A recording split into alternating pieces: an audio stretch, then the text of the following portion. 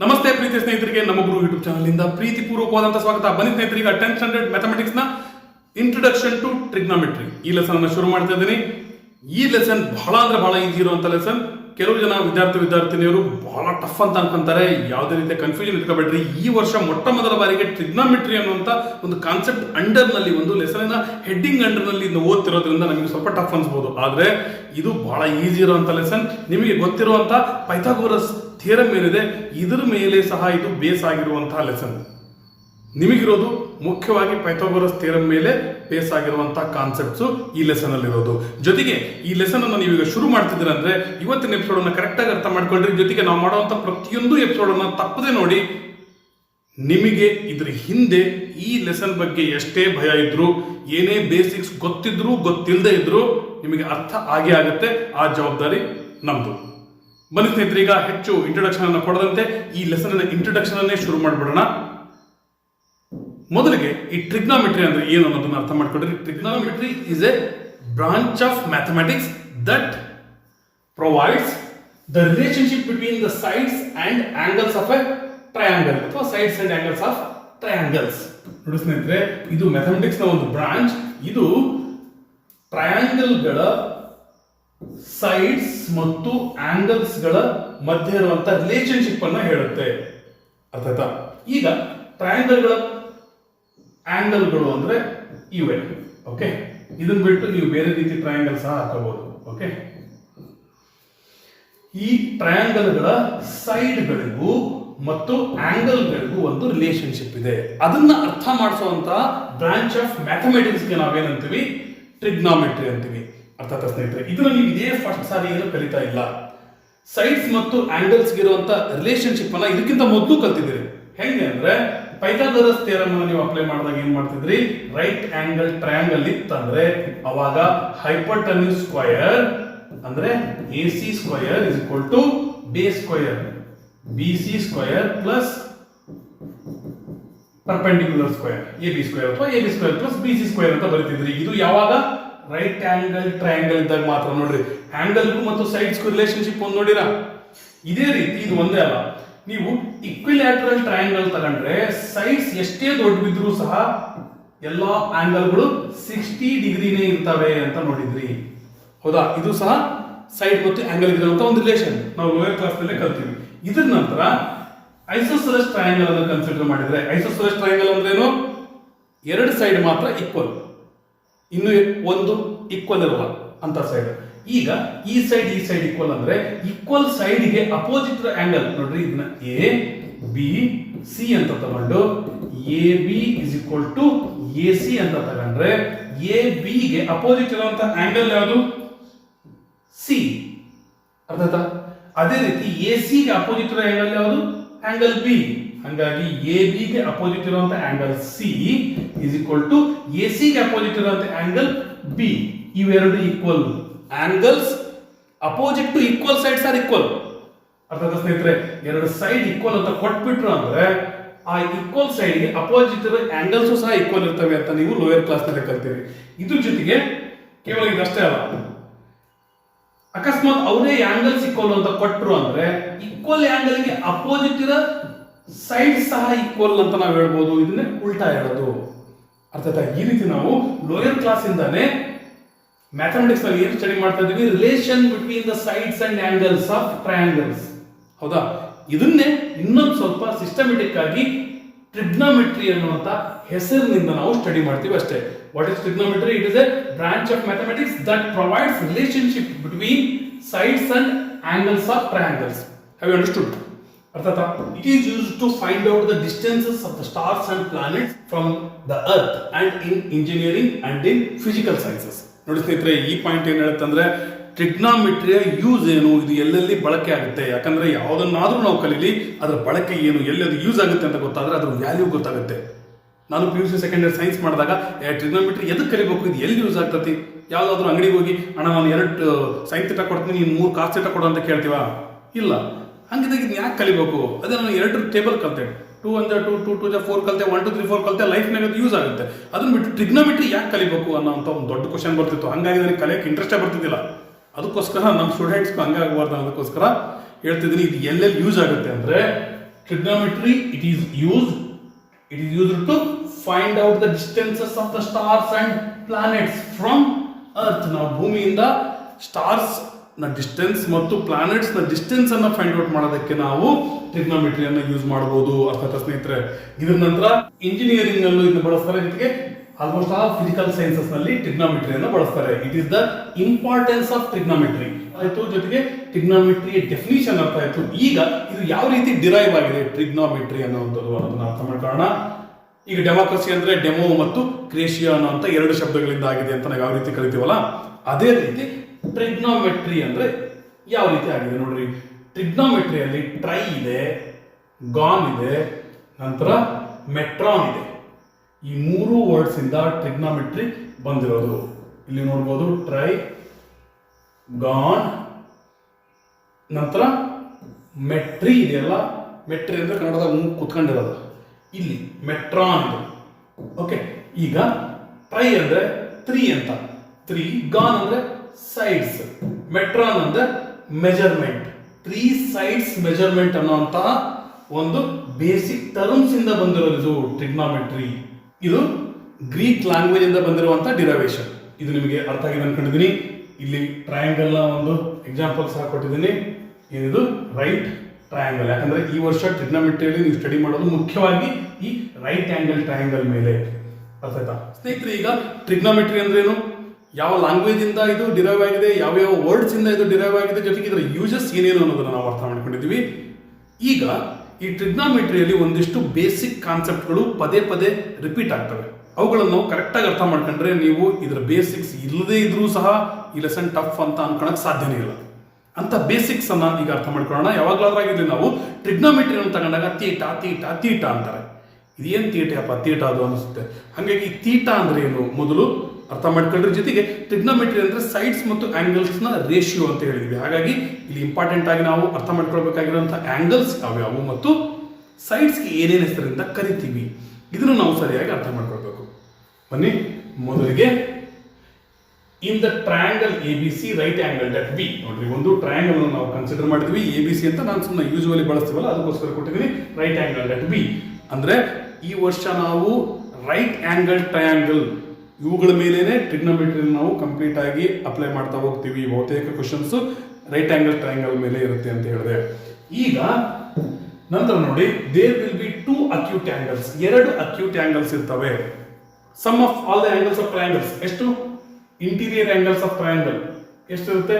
ಒಂದು ಟ್ರಯಾಂಗಲ್ ನ 3 ಆಂಗಲ್ಗಳನ್ನ, ಇಲ್ಲಿ angle A, angle B, angle C, 3 ಸೇರಿದ್ರೆ 180 ಡಿಗ್ರಿ ಇರುತ್ತೆ. ಇದು ನೆನ್ಪಿಟ್ಕೊಂಡಿರ್ಬೇಕು. Angle sum property of triangles ಅಂತಾರೆ. ಅಂದ್ರೆ angle A plus angle B plus angle C is equal to 180 degree. ಅರ್ಥ ಆಯ್ತಾ ಸ್ನೇಹಿತರೆ? ಈಗ ಒನ್ ಆಂಗಲ್ 90 ಡಿಗ್ರಿ ಇದೆ ಅಂದ್ರೆ ಈ ಆಂಗಲ್ A ಮತ್ತು ಆಂಗಲ್ C ಇವೆರಡು 90ಗಿಂತ ಕಡಿಮೆನೇ ಇರ್ತವೆ. ಹೌದಾ? ಯಾಕಂದ್ರೆ ಈ 90 ಬೇಕಾದ್ರೆ ಆ ಕಡೆ ಕಳಿಸಿ, angle A plus angle C is equal to 180. 90 ಕಡೆ ಹೋದ್ರೆ -90 degree. Angle A plus angle C is equal to 180 ಅಲ್ಲಿ 90 ಹೋದ್ರೆ 90 ಡಿಗ್ರಿ. ನೋಡಿ, ಇವೆರಡನ್ನೂ ಬರ್ಬೇಕಂದ್ರೆ ಎರಡರ ವ್ಯಾಲ್ಯೂ 90 ಇರಕ್ಕೆ ಸಾಧ್ಯನೇ ಇಲ್ಲ. ಸೊ ಅದು 0 ಇರ್ಬೋದು ಅಂತಂದ್ರೆ ಟ್ರಯಾಂಗಲ್ ಆಗೋದೇ ಇಲ್ಲ 0 ಇದ್ರೆ. ಹೌದಲ್ಲ? ಹಂಗಾಗಿ ಅಟ್ಲೀಸ್ಟ್ ಇದರ 1 ಇರ್ಬೇಕು, ಇದರ 89 ಇರ್ಬೇಕು, ಅಥವಾ ಇದಾದ್ರೂ 89 ಇರ್ಬೋದು, ಇದಾದ್ರೂ 1 ಇರ್ಬೋದು. ಅಂದ್ರೆ ಮ್ಯಾಕ್ಸಿಮಮ್ ಎಕ್ಸ್ಟ್ರೀಮ್ ಕಂಡೀಷನ್ ಅಲ್ಲಿ ಇರೋದು. ಒಟ್ಟು ಎರಡು ಸೇರಿ 90 ಅಂದ್ರೆ ಎರಡೂ ಸಹ 90 ಡಿಗ್ರಿಗಿಂತ ಕಡಿಮೆನೇ ಇದಾವೆ ಅಂತ ಅರ್ಥ ಆಯ್ತಾ? ಇದು 30, ಇದು 60 ಇರ್ಬೋದು, ಇದು 50, ಇದು 40 ಇರ್ಬೋದು. ಈ ರೀತಿ ಒಂದು ಆಂಗಲ್ ಅನ್ನು ನಾವು 90 ಡಿಗ್ರಿ ಅಂತ ತಗೊಂಡಾಗ ಉಳಿದಿರುವಂತ ಎರಡು ಆಂಗಲ್ಗಳು 90 ಡಿಗ್ರಿಗಿಂತ ಕಡಿಮೆನೇ ಇರ್ತವೆ. 90 ಡಿಗ್ರಿಗಿಂತ ಕಡಿಮೆ ಇರೋ ಆಂಗಲ್ಸ್ ನಾವು ಏನಂತೀವಿ? ಬೇಸಿಕ್ 6ನೇ ಕ್ಲಾಸ್ 5ನೇ ಕ್ಲಾಸ್, ಅದಕ್ಕೆ ನಾವು ಮೊದಲಿಂದನೂ ಕಲ್ತಿರ್ಬೋದು ನೀವು. 90 ಡಿಗ್ರಿಗಿಂತ ಕಡಿಮೆ ಇರುವಂತ ಆಂಗಲ್ಸ್ ಏನಂತೀವಿ? Acute angles. ಅರ್ಥ ಆಯ್ತಾ?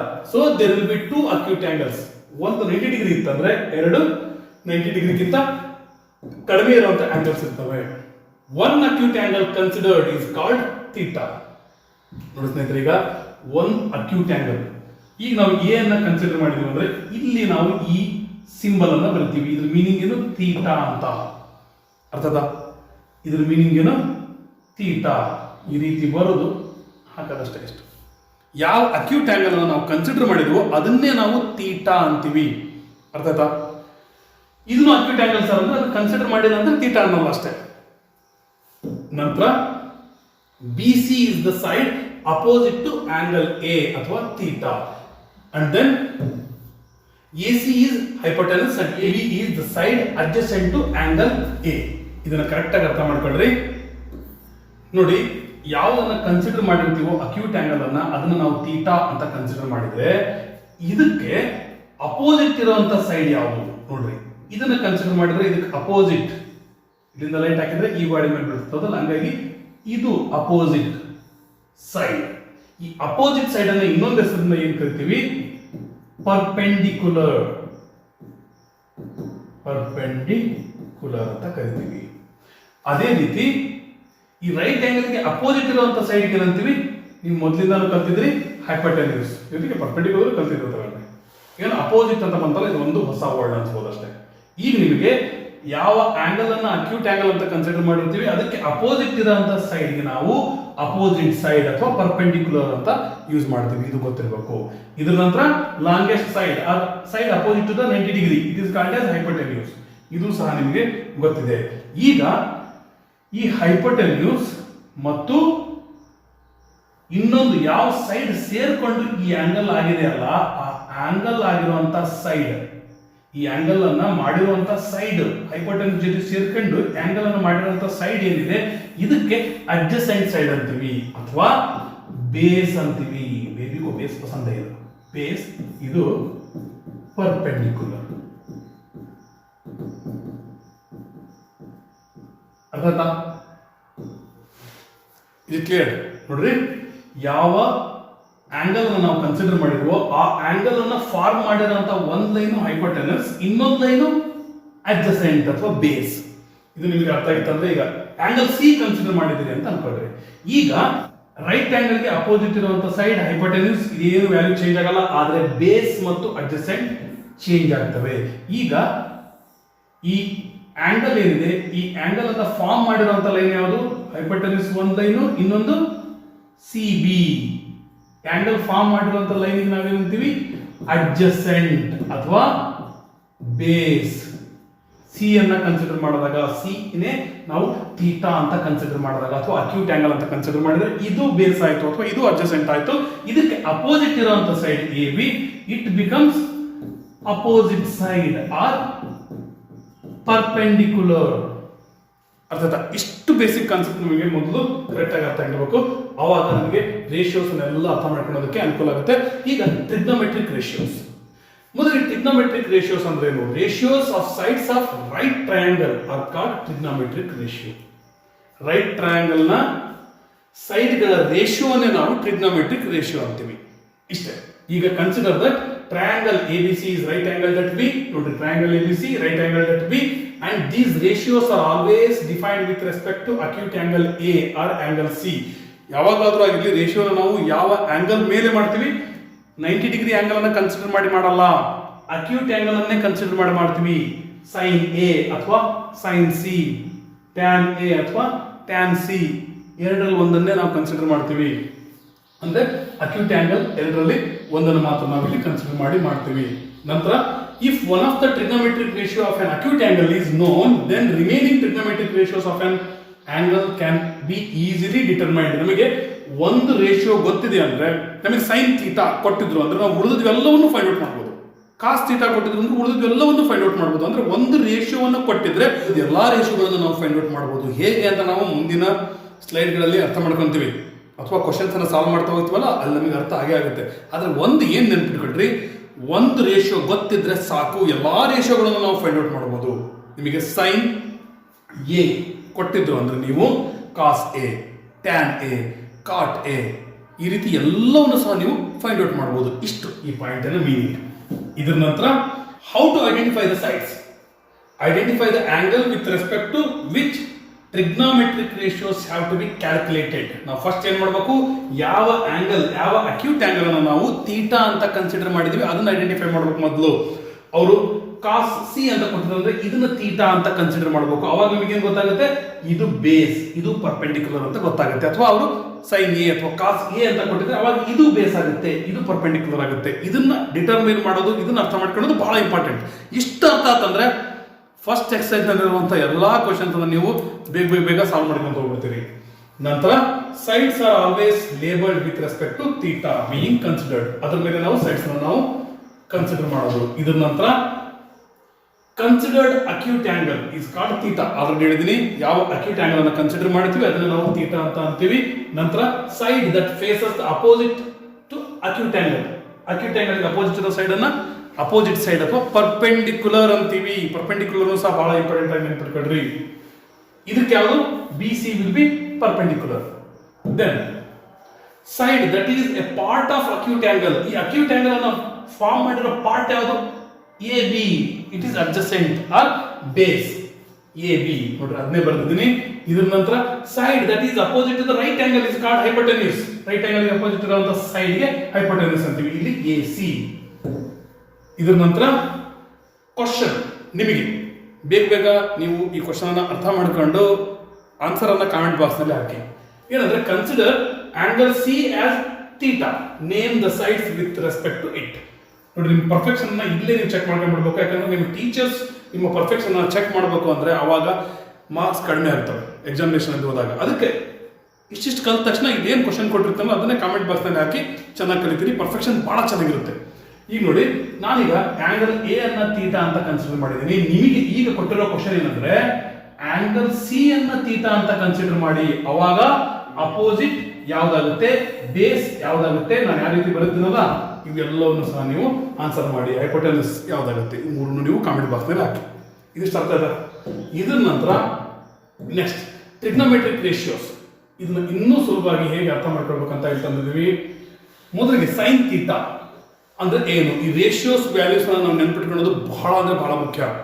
ಇದಕ್ಕೆ ಒಂದು ಸುಲಭವಾದಂಥ ದಾರಿ ಸಹ ಟ್ರಿಕ್ ಸಹ ಮಾಡಿದ್ದೀನಿ. ಮೊದಲಿಗೆ ನೆನ್ಪಿಟ್ಕೊಳ್ಳಿ, ಟ್ರೈ ಮಾಡ್ರಿ. ನಾರ್ಮಲ್ ವೇದಲ್ಲೇ ಸೈನ್ ಥೀಟಾ ಅಂದ್ರೆ ಪರ್ಪೆಂಡಿಕ್ಯುಲರ್ ಬೈ ಹೈಪೋಟೆನ್ಯೂಸ್.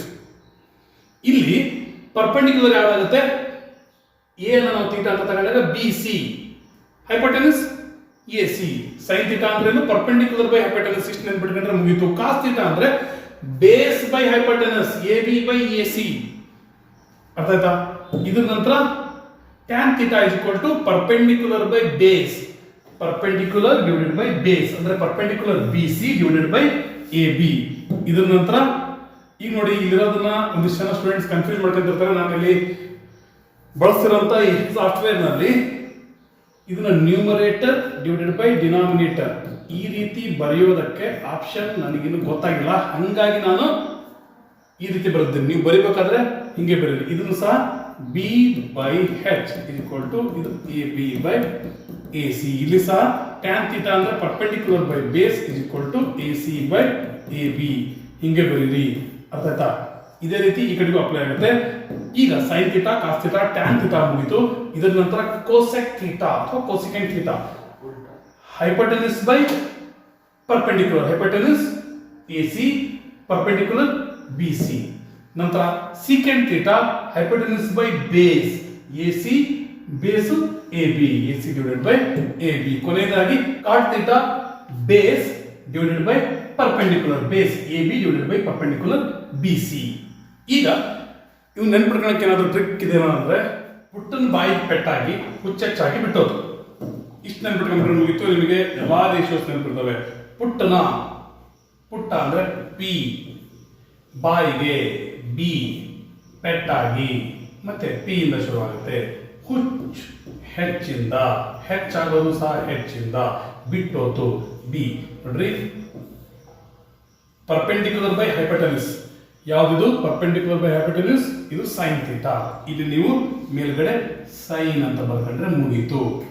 ಅದೇ ರೀತಿ ಕಾಸ್ ಥೀಟಾ ಏನು, ಬೇಸ್ ಬೈ ಹೈಪೋಟೆನ್ಯೂಸ್. ನೋಡ್ರಿ, ಬೇಸ್ ಬೈ ಹೈಪೋಟೆನ್ಯೂಸ್. ಇಲ್ಲಿ ನೀವು ಕಾಸ್ ಅಂತ ಬರೆದ್ರೆ ಮುಗೀತು. ಅದೇ ರೀತಿ tan theta, perpendicular by base. ನೋಡ್ರಿ, ಇಲ್ಲಿ ಟ್ಯಾನ್, ಪರ್ಪೆಂಡಿಕ್ಯುಲರ್ ಬೈ ಬೇಸ್.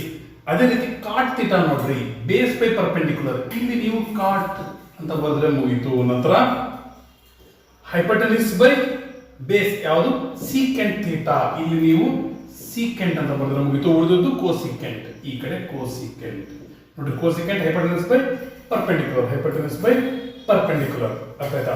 ನೀವು ಪುಟ್ಟನ ಬಾಯಿಗೆ ಪೆಟ್ಟಾಗಿ ಹುಚ್ಚೆಟ್ಟಾಗಿ ಬಿಟ್ಟೋತು. ಇಷ್ಟನ್ನ ಬಿಟ್ಕೊಂಡ್ಬಿಟ್ರೆ ಸಾಕು. ಪುಟ್ಟನ ಬಾಯಿಗೆ ಪೆಟ್ಟಾಗಿ ಹುಚ್ಚು ಹೆಚ್ಚಾಗಿ ಬಿಟ್ಟೋತು. ಇಲ್ಲಿ ನೀವು ಸೈನ್, ಇಲ್ಲಿ ಕಾಸ್, ಇಲ್ಲಿ ಟ್ಯಾನ್, ಇಲ್ಲಿ ಕಾಟ್, ಇಲ್ಲಿ ಸೀಕೆಂಟ್, ಇಲ್ಲಿ ಕೋಸಿಕೆಂಟ್. ಇಷ್ಟು ಬರ್ಕೊಂಡ್ರೆ ನಿಮ್ಮ ಕೆಲಸ ಮುಗೀತು. ಎಲ್ಲಾ ಕ್ವಶನ್ಸ್ಗೂ ಸಹ ನೀವು ಪುಟ್ಟನ ಬಾಯಿಗೆ ಒಂದ್ಸಲ ಪೆಟ್ಟು ಮಾಡಿಬಿಟ್ರೆ ಟೆನ್ಷನ್ ಎಲ್ಲ ಕ್ಲಿಯರ್ ಆಗಿರುತ್ತೆ. ಅರ್ಥ? ಇನ್ನೊಂದು ವಿಷಯವನ್ನು ನೀವು ಅರ್ಥ ಮಾಡ್ಕೊಳ್ಬಹುದು.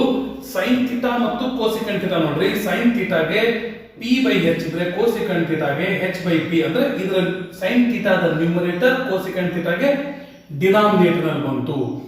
ಅದೇ ರೀತಿ ಸೈನ್ ಥೀಟಾದ ಡಿನಾಮಿನೇಟರ್ ಕೋಸಿಕೆಂಟ್ ಥೀಟಾಗೆ ನ್ಯೂಮರೇಟರ್ ನಲ್ಲಿ ಬಂತು. ಅಂದ್ರೆ ನಾವೇನ್ ಹೇಳ್ಬೋದು, ಇವೆರಡು ರೆಸಿಪ್ರೋಕಲ್. ಅದೇ ರೀತಿ ಕಾಸ್ ಥೀಟಾ ಮತ್ತು ಸೀಕೆಂಟ್ ಥೀಟಾ ಅಂದ್ರೆ ಕಾಸ್ ಥೀಟಾ ಮತ್ತು ಸೀಕೆಂಟ್ ಥೀಟಾ. ಕಾಸ್ ಥೀಟಾಕ್ಕೆ ನ್ಯೂಮರೇಟರ್ ನಲ್ಲಿರೋದು ಸೀಕೆಂಟ್ ಥೀಟಾಕ್ಕೆ ಡಿನಾಮಿನೇಟರ್ ನಲ್ಲಿ ಬಂತು. ಕಾಸ್ ಥೀಟಾಕ್ಕೆ ಡಿನಾಮಿನೇಟರ್ ನಲ್ಲಿರೋದು ಸೀಕೆಂಟ್ ಥೀಟಾಕ್ಕೆ ನ್ಯೂಮರೇಟರ್ ನಲ್ಲಿ ಬಂತು. ಅಂದ್ರೆ ಇವು ಎರಡು ಸಹ ರೆಸಿಪ್ರೋಕಲ್ ಅಂತ ಹೇಳ್ಬೋದು. ಅಂದ್ರೆ ನ್ಯೂಮರೇಟರ್ ಮತ್ತು ಡಿನಾಮಿನೇಟರ್ ಎಕ್ಸ್ಚೇಂಜ್ ಅಷ್ಟೇ. ಇದ್ರ ನಂತರ ಟ್ಯಾನ್ ಥೀಟಾ p/b ಆದ್ರೆ ಕಾಟ್ ಥೀಟಾ b/p ಆಗುತ್ತೆ. ನೋಡಿ, tan theta p/b perpendicular by base, cot theta base by perpendicular ಆಗುತ್ತೆ. ಈ ರಿಲೇಶನ್ಶಿಪ್ ಅನ್ನು ನಾವೀಗ ಸರಿಯಾಗಿ ಅರ್ಥ ಮಾಡ್ಕೊಳ್ಳೋಣ. ಮೊದಲಿಗೆ ಈಗ ಕೋಸಿಕೆಂಟ್ ಥೀಟಾ ಅಂದ್ರೆ ಸೈನ್ ಥೀಟಾಕ್ಕೆ ರೆಸಿಪ್ರೋಕಲ್ ಅಂತ ಹೇಳಿದ್ವಿ. ಅಂದ್ರೆ ನಾವಿದನ್ನ ಯಾವ ರೀತಿ ಬರೀಬಹುದು, 1/sin ಥೀಟಾ ಅಂತ ಬರೀಬಹುದು. ಅರ್ಥ ಆಯ್ತಾ ಸ್ನೇಹಿತರೆ? ಅಥವಾ ನೀವು sine theta is equal to 1/cosecant theta ಅಂತ ಸಹ ಬರೀಬಹುದು. ಅರ್ಥ ಆಯ್ತಾ? ಅದೇ ರೀತಿ ಸೀಕೆಂಟ್ ಥೀಟಾ ಇದು ಯಾವುದಕ್ಕೆ ರೆಸಿಪ್ರೋಕಲ್ ಅಂತ ಹೇಳಿದ್ರೆ ಕಾಸ್ ಥೀಟಾಕ್ಕೆ. ಹಾಗಾಗಿ secant theta is equal to 1/cos theta ನಾವು ಬರೀವಿ, ಅಥವಾ cos theta is equal to 1/secant theta. ಈ ರೀತಿಯಾದರೂ ನೀವು ಬರೀಬಹುದು. ಇದು ನಿಮಗೆ ಅರ್ಥ ಆಗಿದೆ ಅನ್ಕೊಂಡಿದ್ದೀನಿ ಸ್ನೇಹಿತರೆ. ನಂತರ ಟ್ಯಾನ್ ಥೀಟಾ ಇದು ಎದರ ರೆಸಿಪ್ರೋಕಲ್ ಅಂತ ಹೇಳಿದೆ, ಟ್ಯಾನ್ ಥೀಟಾ ನೋಡಿ, tan theta it is the reciprocal of cot theta. ಅಥವಾ ಥೀಟಾನ ಬಿಟ್ಟಿವಲ್ಲ, cot theta is equal to 1/tan theta. ಈ ರೀತಿ ನಾವು ಇದನ್ನ ಅರ್ಥ ಮಾಡ್ಕೊಳ್ಬಹುದು. ಜೊತೆಗೆ ಇನ್ನೊಂದು ಸ್ಪೆಷಲ್ ಆಗಿರುವಂತಹ ಇನ್ಫಾರ್ಮೇಶನ್ ಇದೆ ಇದರಲ್ಲಿ. ಏನು ಅಂದ್ರೆ tan theta is equal to sine theta by cos theta. ಈ ರೀತಿನೂ ಬರೀಬಹುದು. ಅಥವಾ tan theta is equal to 1/cot theta. ಈ ರೀತಿನೂ ಬರೀಬಹುದು. ಇದು ನಿಮಗೆ ಗೊತ್ತು ರೆಸಿಪ್ರೋಕಲ್ ಅಂತ ಹೇಳಿದ್ರೆ. ಹಾಗಾಗಿ ಆದ್ರೆ sine theta by cos theta ಹೆಂಗ್ ಬರುತ್ತೆ ಅನ್ನೋದು ನಾನೀಗ ಪ್ರೂವ್ ಮಾಡಿ ತೋರಿಸ್ತೀನಿ. ಸೈನ್ ಥೀಟಾ ಅಂದ್ರೆ ನಾವು ಏನ್ ಬರೀತೀವಿ, ಸೈನ್ ಥೀಟಾ ಅಂದ್ರೆ ಪರ್ಪೆಂಡಿಕ್ಯುಲರ್ ಬೈ ಹೈಪೋಟೆನಸ್. ನಂತರ ಇದು ಡಿವೈಡೆಡ್ ಬೈ ಸೈನಾ, ಈ ಡಿವೈಡೆಡ್ ಬೈ ಹಿಂಗಾದ್ರೂ ಹಾಕ್ಬೋದು, ಅಥವಾ ಈ ರೀತಿ ನಾವು ಬರೀಬಹುದು. ಕಾಸ್ ಥೀಟಾ, ಕಾಸ್ ಥೀಟಾಕ್ಕೆ ಏನ್ ಬರೀತೀವಿ ನಾವು, ಬೇಸ್ ಬೈ ಹೈಪೋಟೆನಸ್. ಈಗ ಪರ್ಪೆಂಡಿಕ್ಯುಲರ್ ಬೈ ಹೈಪೋಟೆನಸ್. ಇಲ್ಲಿ ಫ್ರಾಕ್ಷನ್ ರೀತಿ ಇದ್ದಾಗ ನಾವೇನ್ ಮಾಡ್ತೀವಿ, ಡಿವೈಡ್ ಸೈನ್ ಅನ್ನು ತೆಗೆದು ಮಲ್ಟಿಪ್ಲಿಕೇಶನ್ ಸೈನ್ ಹಾಕ್ತೀವಿ. ನ್ಯೂಮರೇಟರ್ ಮತ್ತು ಡಿನಾಮಿನೇಟರ್ ಗಳನ್ನ ರೆಸಿಪ್ರೋಕಲ್ ಮಾಡ್ತೀವಿ. ಈಗ ಏನಾಗುತ್ತೆ ನೋಡಿ, ಈ ಹೆಚ್ ಕ್ಯಾನ್ಸಲ್ ಆಯ್ತು. ಉಳಿದಿದ್ದಷ್ಟು p/b. ಟ್ಯಾನ್ ಥೀಟಾ ಸಹ ಪರ್ಪೆಂಡಿಕ್ಯುಲರ್ ಬೈ ಬೇಸೆ. ಅರ್ಥ ಆಯ್ತಾ ಸ್ನೇಹಿತರೆ? ಹಾಗಾಗಿ ಟ್ಯಾನ್ ಥೀಟಾ ಅಂದ್ರೆ sine theta by cos theta ಅಂತ ಸಹ ನಾವು ಬರೀಬಹುದು. ಅಥವಾ ಸೈನ್ ಥೀಟಾ ಕಾಸ್ ಥೀಟಾಗಳ ವ್ಯಾಲ್ಯೂ ನಿಮಗೆ ಗೊತ್ತಿತ್ತಂದ್ರೆ ಟ್ಯಾನ್ ಥೀಟಾವನ್ನು ನಾವು ಫೈಂಡ್ ಔಟ್ ಮಾಡಬಹುದು. ಇದನ್ನ ನಾವು ಇನ್ನೊಂದು ರೀತಿ ಹೇಗೆ ಹೇಳ್ಬೋದು, ಕಾಟ್ ಥೀಟಾ ಅಂದ್ರೆ 1/tan ಥೀಟಾ ಅಂತಂದು ಬರೀಬಹುದು. ನೋಡಿ, ಕಾಟ್ ಥೀಟಾ ಅಂದ್ರೆ cot theta is equal to 1/tan theta. ಈ ರೀತಿ ನಾವು ಬರೀಬಹುದು. ಅಥವಾ ಕಾಟ್ ಥೀಟಾ ಅಂದ್ರೆ 1/tan ಥೀಟಾ. ಈ ರೀತಿ ನಾವು ಬರೀಬಹುದು. ಅಥವಾ ಈ ಸೈನ್ ಥೀಟಾವನ್ನ ಮತ್ತು ಕಾಸ್ ಥೀಟಾವನ್ನ ಬಳಸಿಕೊಂಡು ನಾವು ಟ್ಯಾನ್ ಥೀಟಾವನ್ನ ಹೆಂಗೆ ಹೇಳಿದೀವಿ, tan theta is equal to sine theta by cos theta ಅಂತ ಹೇಳಿದೀವಿ. ಏನನ್ನ, ಟ್ಯಾನ್ ಥೀಟಾವನ್ನ. ಅದೇ ರೀತಿ ಕಾಟ್ ಥೀಟಾ ಅಂದ್ರೆ ಟ್ಯಾನ್ ಥೀಟಾಗೆ ಉಲ್ಟಾ ಅಥವಾ ರೆಸಿಪ್ರೋಕಲ್. ಹಾಗಾಗಿ ಏನ್ ಬರೀಬಹುದು ನಾವು, cot theta is equal to cos theta by sine theta ಅಂತ ಬರೆದು ನಡೆಯುತ್ತೆ. ಅರ್ಥ ಸ್ನೇಹಿತರೆ? ಇವೆಲ್ಲವೂ ನಿಮಗೆ ಅರ್ಥ ಆದಂಗೆ ಅನ್ಸುತ್ತೆ. ಆದ್ರೆ ನೀವು ಇವುಗಳನ್ನ ರಿಪೀಟೆಡ್ ಆಗಿ ಪ್ರಾಕ್ಟೀಸ್ ಮಾಡಬೇಕು. ಪ್ರಾಕ್ಟೀಸ್ ಮಾಡಿದಾಗ ನಿಮಗೆ ಪರ್ಫೆಕ್ಷನ್ ಇರುತ್ತೆ, ಇಲ್ಲ ಅಂದ್ರೆ ಪರ್ಫೆಕ್ಷನ್ ಇರಲ್ಲ. ಈಗ ಆಂಗಲ್ ಎ ಅನ್ನ ನಾವು ಅಕ್ಯೂಟ್ ಆಂಗಲ್ ಅಂತ ಕನ್ಸಿಡರ್ ಮಾಡಿ ಅವಾಗ ನಾವು ಹೈಪೋಟೆನ್ಯೂಸ್ ಯಾವುದು, ಇದು ಬೇಸ್ ಆಗ್ತಾ ಇತ್ತು ಅಥವಾ ಅಡ್ಜಸೆಂಟ್ ಆಗ್ತಾ ಇತ್ತು, ಇದು ಪರ್ಪೆಂಡಿಕ್ಯುಲರ್ ಅಥವಾ ಅಪೋಸಿಟ್ ಸೈಡ್ ಆಗ್ತಾ ಇತ್ತು. ಈ ರೀತಿ ಇದ್ದಾಗ sine theta, cos theta, second theta ಇವೆಲ್ಲವನ್ನೂ ನೋಡಿದ್ವಿ. ಈಗ ಈ ಸಿ, ಈ ಆಂಗಲ್ ಅಕ್ಯೂಟ್ ಆಂಗಲ್ ಅಂತ ಕನ್ಸಿಡರ್ ಮಾಡಿದ್ರೆ ಇದಕ್ಕೆ ಅಡ್ಜಸೆಂಟ್ ಬಿ ಸಿ ಆಗುತ್ತೆ. ಹೈಪೋಟೆನ್ಯೂಸ್ ಇದೇ ಇರುತ್ತೆ, ಜೊತೆಗೆ ಅಪೋಸಿಟ್ ಸೈಡ್ ಅಥವಾ ಪರ್ಪೆಂಡಿಕ್ಯುಲರ್ ಇದಾಗುತ್ತೆ ಎ ಬಿ.